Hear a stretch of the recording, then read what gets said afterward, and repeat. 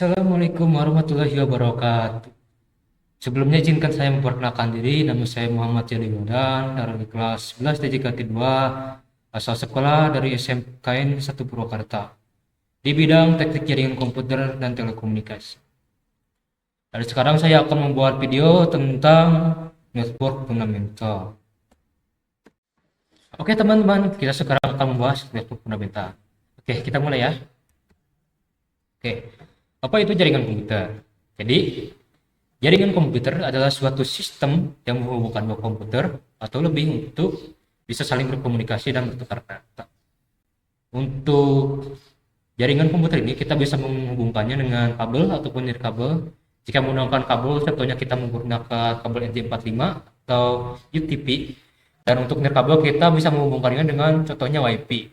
Nah, komputer yang dimaksud di sini itu bukan komputer desktop ataupun komputer laptop ya. Komputer di sini itu mencakup luas.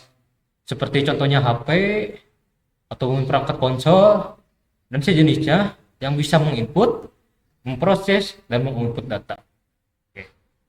Ini juga ada pengertiannya dari Telkom University. Teman-teman bisa baca sendiri mungkin pengertiannya. Oke. Kita lanjut. Ya. Kemudian di sini ada beberapa perangkat jaringan lokal dasar yang teman-teman wajib ketahui. Oke, kita bakal bahas satu-satu ya. Pertama-tama ada modem.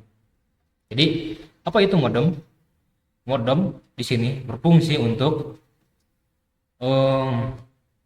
untuk menerjemahkan sinyal ISP ke router atau ke digital agar bisa dikenali router dan diproses oleh router. Oke, kemudian kita ada switch sini.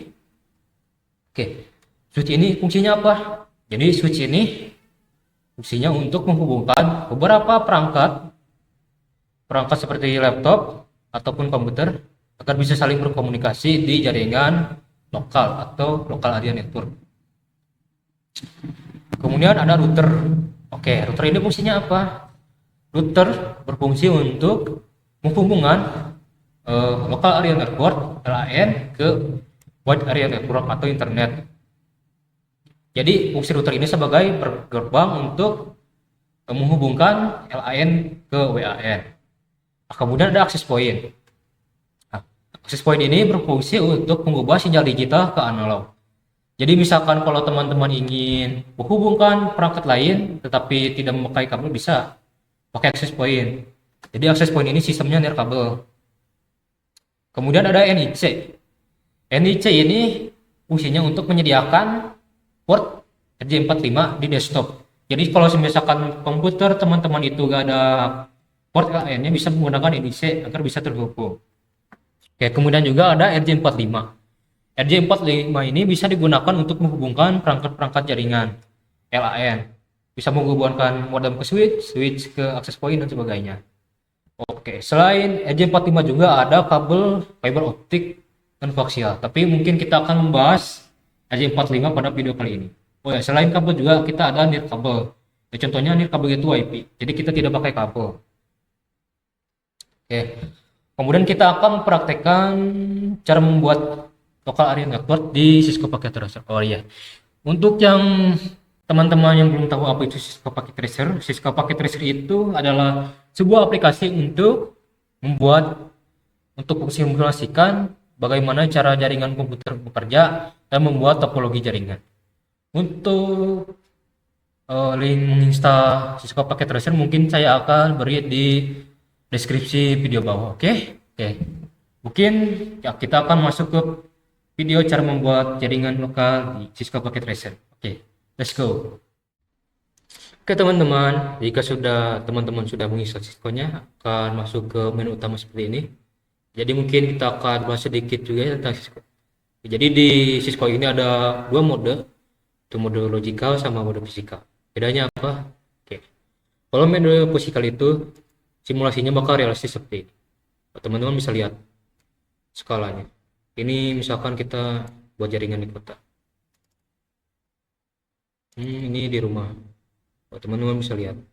Tapi mungkin kita akan menggunakan logical untuk saat ini. Di sini ada menu untuk memilih perangkat. yang teman-teman ingin gunakan.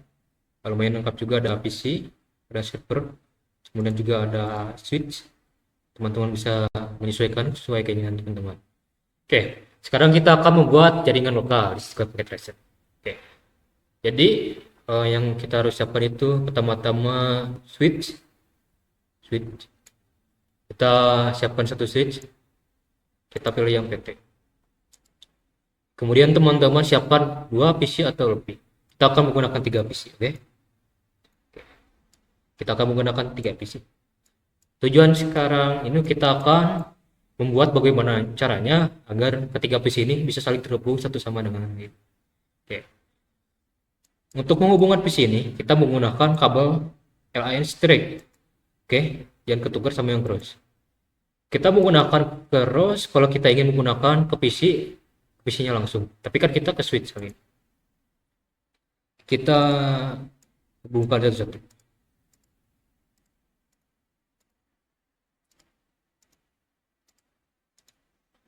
Oke. Jika sudah, kita akan mengkonfigurasi IP address-nya. Nanti kita akan bahas IP address itu apa. Sekarang kita akan mengkonfigurasinya dulu. Oke. Klik kiri PC 2 kali, kemudian pilih menu desktop, kemudian pilih IP configuration. Klik ini dan masukkan di IPv4 ya.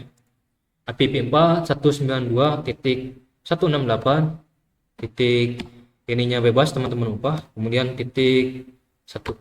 Oke. Untuk pengalamatan IP address kita mulai dari 1. Kenapa tidak dari 0? Karena 0 itu alamat ID network. Kita tidak bisa menggunakannya. Kita bisa menggunakan angka 1 hingga ke angka 255. Kita akan menggunakan 1. Kemudian subnet masknya kita isi 255, 255, 255. Oke, nanti kita subnet mask mungkin bahasnya nanti ya. Dan sekarang. Oke, jika sudah, oh ya teman-teman juga bisa ini biar cepat. Oke, kita close, kemudian kita ke PC lainnya. Di PC lainnya kita desktop, IP configuration, dan masukkan IP-nya. Ini jangan sama IP sama PC sebelumnya, kita 2. Kemudian subnet masknya boleh sama.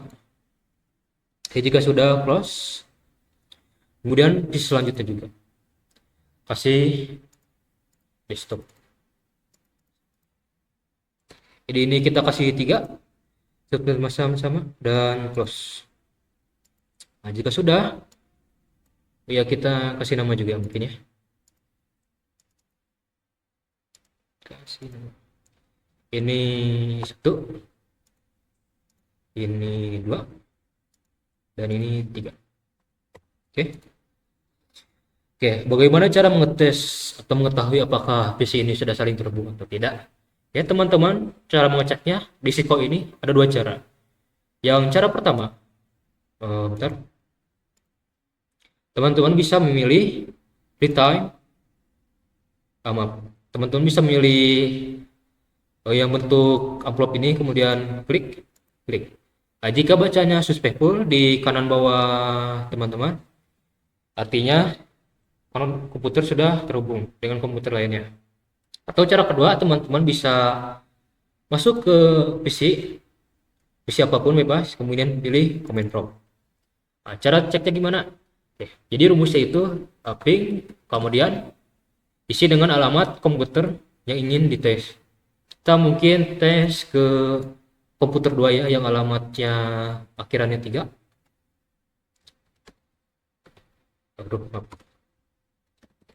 Oke, alamatnya kan 192.168.0. Oke, apakah terhubung? Nah, kalau bacanya reply seperti ini, artinya komputer teman-teman sudah terhubung dengan komputer 2. Oke.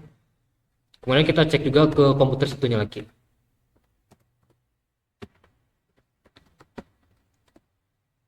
Oh maaf, pingnya ketinggalan. 192.168.0.2. Oke. Nah, terhubung juga ternyata ya teman-teman ke PC 1 ya berarti. Oke. Kalau misalkan kita mengetes ke alamat IP yang salah, apa yang akan terjadi? Oke, kita bakal tes juga ya. Misalkan kita tes ke alamat IP yang tidak ada, misalkan 199.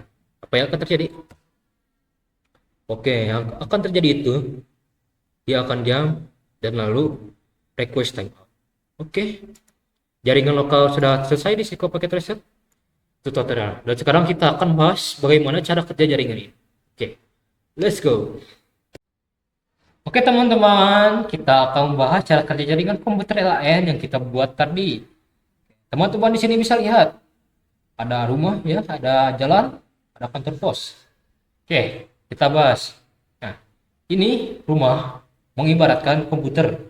Lalu ada jalan yang mengibaratkan kabel. Kemudian ada kantor pos yang mengibaratkan switch. Dari sini pun sama, mengibaratkan yang di sebelahnya. Oke, jadi cara kerjanya itu, semisalkan kita ingin mengirim paket ya dari rumah 1 ke rumah 2, kita harus melewati switch dulu. Jadi dari sini masuk ke switch, lalu di switch ini akan mengirimkannya ke PC 2. Nah, PC 2 pun sama, atau rumah kedua pun sama. Jika ingin mengirimkan paket ke PC atau rumah 1, dia akan melewati jalan ini dulu, lalu masuk ke kantor pos. Di kantor pos ini dia akan mengirimkannya ke alamat rumah ini. Oke. Nah, di sini alamat IP address itu bekerja. Jadi jika diibaratkan, alamat IP address itu ibarat alamat rumahnya. Kita jika ingin mengirim paket dari rumah 1 ke rumah 2 harus tahu dulu alamatnya mana. Karena jika salah, paketnya tidak akan sampai ataupun malah nyasar paketnya. Oke. Mungkin teman-teman cukup mengerti ya yang saya bahas tadi. Ya, jika ada pertanyaan boleh ditanyakan di kolom komentar. Oke, mungkin sekian pembahasan network fundamental dari saya. Mohon maaf jika teman-teman kurang mengerti ataupun kurang jelas pembahasannya.